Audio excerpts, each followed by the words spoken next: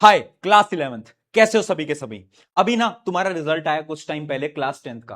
कुछ बच्चों का अच्छा रिजल्ट आया, बहुत खुश हो रहे हैं, 90% आ गई, 95% आ गई। अब तो भैया क्लास 11th के अंदर एकदम मचा देंगे, फोड़ देंगे। कुछ बच्चों का बेकार रिजल्ट आया, बहुत परेशान हो रहे हैं कि भैया रिजल्ट बेकार आ गया क्लास 10th का, अब तो क्या ही कर पाएंगे हम जिंदगी के अंदर, जिंदगी एकदम खराब हो गई, इतनी मेहनत करी, इतने एफर्ट लगाए, लेकिन फिर भी अच्छा रिजल्ट नहीं आ पाया।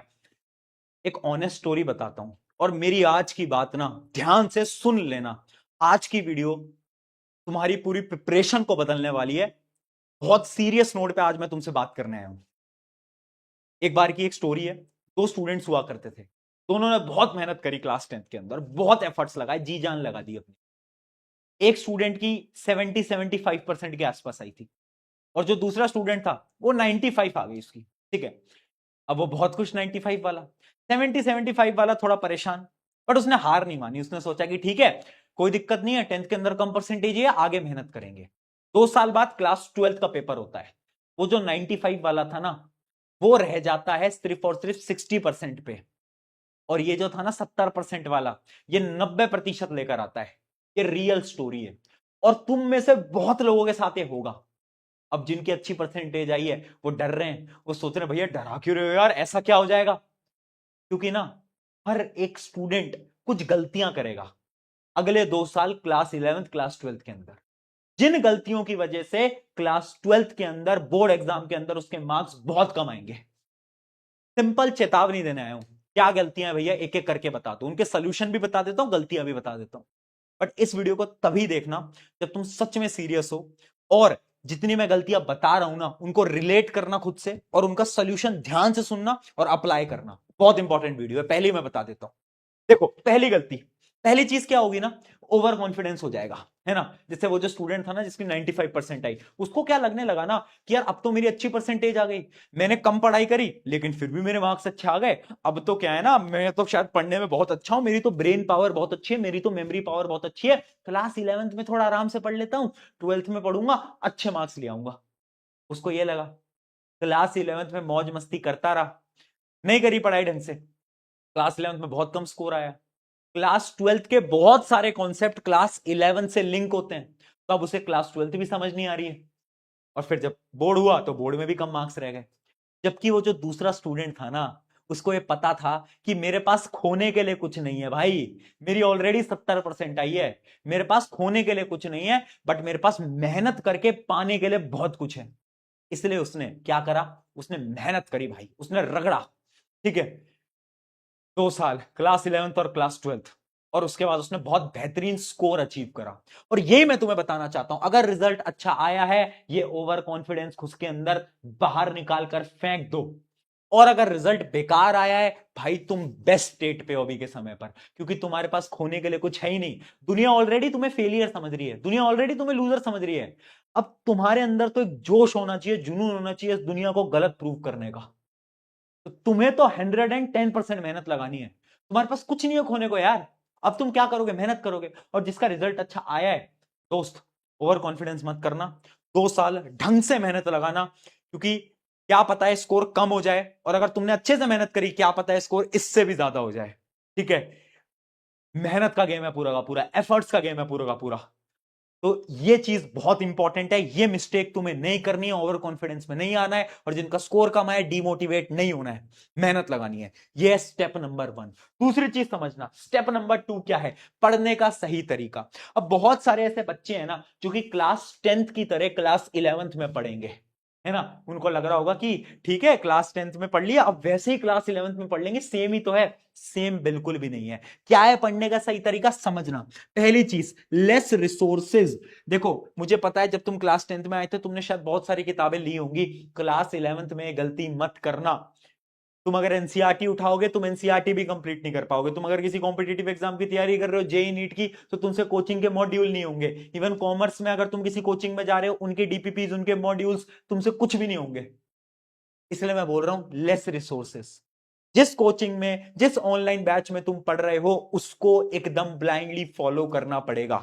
एनसीईआरटी तो है ही, एनसीईआरटी के साथ साथ वो जो कोचिंग में पढ़ाया जा रहा है, वो जो डीपीपीज मिल रही है, मॉड्यूल्स मिल रहे हैं, उनको फॉलो करो। जब ये दोनों चीजें हो जाएं, उसके बाद तुम किसी और क्वेश्चन बैंक की तरफ, कोई एक्स्ट्रा किताब की तरफ बढ़ोगे। उससे पहले कोई जरूरत नहीं है, उससे पहले बिल्कुल भी जरूरत नहीं है।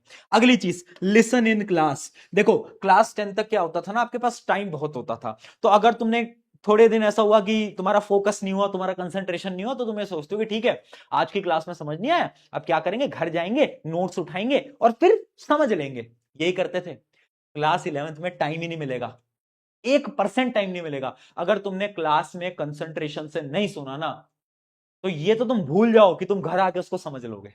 क्योंकि एक तो टॉपिक थोड़े हाई लेवल पहुंच चुके हैं, टाइम तुम्हारे पास है नहीं। तुम्हें रियलाइज हो गया होगा, स्कूल्स वगैरह स्टार्ट हो गए होंगे, कोचिंग वोचिंग स्टार्ट हो गई होंगी, अब तुम्हें रियलाइज हो गया होगा कि टाइम नहीं है भाई, बिल्कुल भी नहीं है टाइम। इसलिए मैं बोल रहा हूं क्लास में 100% कंसंट्रेशन से भाई सुनना पड़ेगा, उसके अलावा कोई ऑप्शन नहीं। अगली चीज समझना, नोट्स मत बनाओ। अब ये एक ऐसी टिप है, एक ऐसी स्ट्रैटेजी है जो कि तुम्हें ऐसा लगेगा कि प्रशांत भैया क्यों बोल रहे हैं, पर तुम्हारे भलाई के लिए बोल रहा हूं। स्पेशली अगर तुम जेई नीट जैसे एग्जाम की तैयारी कर रहे हो, सुंदर सुंदर नोट्स मत बनाना, हाथ जोड़ के बोल रहा हूं। नोट्स बनाना अपना टाइम वेस्ट करने के बराबर है ना। बस ऐसे नोट्स बनाओ जो कि तुम्हें समझ में आए। हाँ, नोट्स रिवीजन के लिए इंपॉर्टेंट है कि एग्जाम है तो रिवाइज कैसे करेंगे भैया, नोट्स से करेंगे, बिल्कुल करेंगे, ऑब्वियस सी बात है। बस नोट्स ऐसे बनाओ, जल्दी जल्दी बनाओ, बेकार हैंडराइटिंग में बनाओ, बट उसमें टाइम वेस्ट मत करना। मेरा इंपॉर्टेंट पॉइंट ये है, मुझे नोट्स बनाने से कोई प्रॉब्लम नहीं है, मुझे प्रॉब्लम है नोट्स में टाइम वेस्ट करने से। अगर तुम सुंदर नोट्स बना रहे हो भाई, 4 बार लाइनें बना रहे हो, सुंदर सुंदर पेन से कर रहे हो, जो जैसे कि तुम 10 तक करते आए थे, अगर तुम वो कर रहे हो ना, तो वो एकदम गलत है। अब ये नहीं करना है, जल्दी नोट्स बनाओ, टाइम बचाना है। इस क्लास के अंदर ना तुम्हारे 10-10 मिनट, 15-15 मिनट भी इंपॉर्टेंट है, वेरी इंपॉर्टेंट। अगली चीज, रिवीजन इज मोस्ट इंपॉर्टेंट। अगर तुम्हें ऐसा लग रहा है कि भाई तुम एक बार पढ़ोगे और तुम्हें सब कुछ याद रह जाएगा जैसे कि तुम्हें 10 तक रहता था, अब ऐसा नहीं होगा, क्योंकि कॉन्सेप्ट बहुत सारे हैं। तुमने किताबें अभी तक देख ली होगी, तुम्हें पता चल गया होगा कितनी मोटी मोटी किताबें हैं, कितने सारी चीजें तुम्हें पढ़नी है। इसलिए रिवीजन बार बार बार बार बार बार करते रहना। जब भी तुम लेक्चर में जा रहे हो ना, मान लो तुम एक ऑनलाइन बैच के अंदर पढ़ रहे हो, क्लास स्टार्ट होने से 10 मिनट पहले बस पन्नों को एक बार पलट लो कि कल क्या पढ़ाया था, बस इतना काम कर लो। अगर इतना भी कर लेते हो ना, तो रिवीजन तुम्हारा ऑटोमेटिकली होता रहेगा। बट ये डेली करना पड़ेगा, अगर एक दिन भी मिस करा तो दिक्कतें हो जाएंगी दोस्त। ठीक है, ये था स्टेप नंबर 2। अब बढ़ते हैं स्टेप नंबर 3 की तरफ। स्टेप नंबर 3 है मन से जीतना पड़ेगा। मन से जीतने का मेरा क्या मतलब है, देखो ऐसा कितनी बार होता है, तुम मुझे खुद कमेंट्स में बता देना। ऐसा होता है ना कि तुम्हारा पढ़ने का मन नहीं कर रहा। फॉर एग्जाम्पल, मैं एक बहुत प्यारा एग्जाम्पल देता हूं। मान लो तुमने ये सोचा था कि हम ना 5 बजे से पढ़ना स्टार्ट कर देंगे, ठीक है।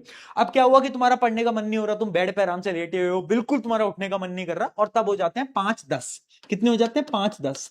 और फिर तुम खुद से बोलते हो कि 5-10 हो गए हैं, चलो ऐसा करते हैं थोड़ी देर और मोबाइल फोन वगैरह चला लेते हैं, और ना 5:30 यानी 5:30 से पढ़ना स्टार्ट करेंगे। ऐसा बोलते हो? बोलते हो तो एक बार कमेंट में बताओ। बोलते हो ना? 90% बच्चे ये खुद से कर रहे हैं। पता है इसको हम क्या बोलते हैं? मन से हार जाना।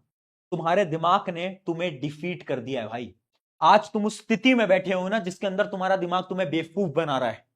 वो तुमसे बोल रहा है कि 10 मिनट और, 15 मिनट और, आधे घंटे और इस लूप के अंदर तुम अपना पूरा का पूरा दिन खराब कर रहे हो। तुम्हें भी पता है, मुझे भी पता है।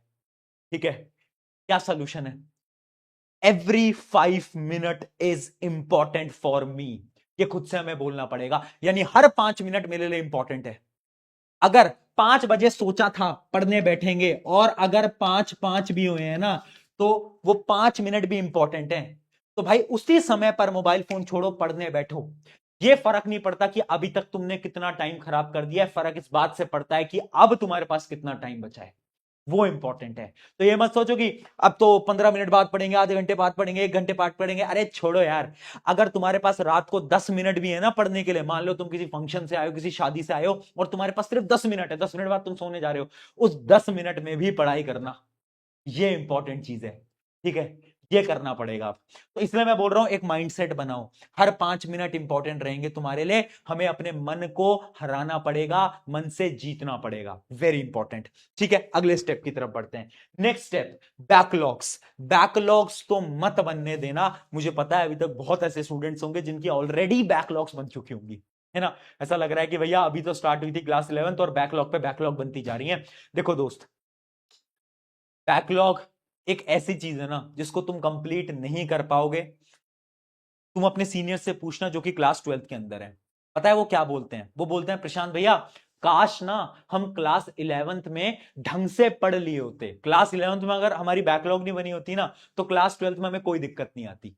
वो ये इसलिए बोलते हैं क्योंकि 11th के अंदर अगर तुम्हारी एक सब्जेक्ट की भी बैकलॉग बन गई ना, एक चैप्टर भी तुम्हारा बैकलॉग मिल गया, तो तुम्हें टाइम ही नहीं मिलेगा उसको कवर करने का। 10th में तो टाइम मिल जाता था ना, क्योंकि स्कूल के अंदर कोर्स तुम्हारा बहुत जल्दी खत्म हो जाता था, सितंबर अक्टूबर में। यहां पर कोर्स खत्म ही नहीं होगा, दिसंबर जनवरी चला जाएगा बट तुम्हारा कोर्स खत्म नहीं होगा, इतना सारा कोर्स है। इसलिए मैं बोल रहा हूं बैकलॉग मत बनने देना। अगर बैकलॉग बन रही है ना, अभी तक जितनी बन चुकी हैं उनको कंप्लीट करो। थोड़ा मेहनत लगानी पड़ेगी, थोड़ी एफर्ट लगानी पड़ेगी, बट तुम अभी स्टार्ट कर रहे हो, इसलिए अभी से तुम्हें वॉर्न कर रहा हूं, चेतावनी दे रहा हूं कि बैकलॉग मत बनने देना, इस चीज को ध्यान रखो। ये था हमारा 4th इंपॉर्टेंट टिप।